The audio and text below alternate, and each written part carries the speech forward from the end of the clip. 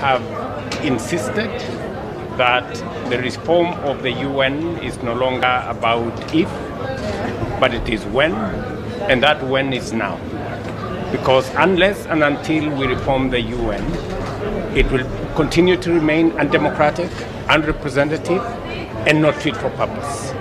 And it is the reason why, as we come to this UN at the 80th, we must also be very careful about what the future looks like and how the UN we have to reform the UN Security Council.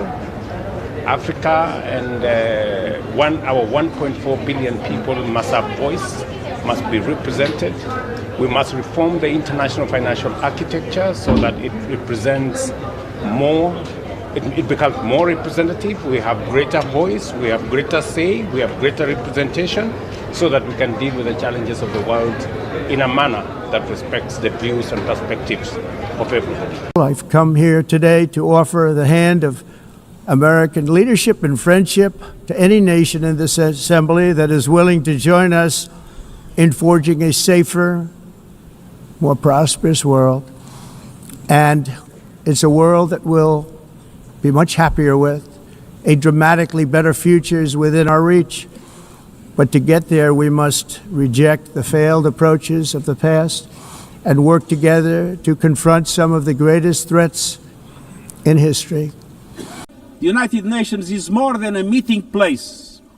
It's a moral compass, a force for peace and peacekeeping, a guardian of international law, a catalyst for sustainable development, a lifeline for people in crisis, a lighthouse for human rights, and the center that transforms your decisions, the decisions of member states, into action.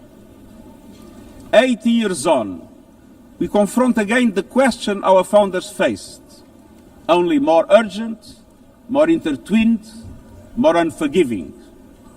What kind of world do we choose to build together?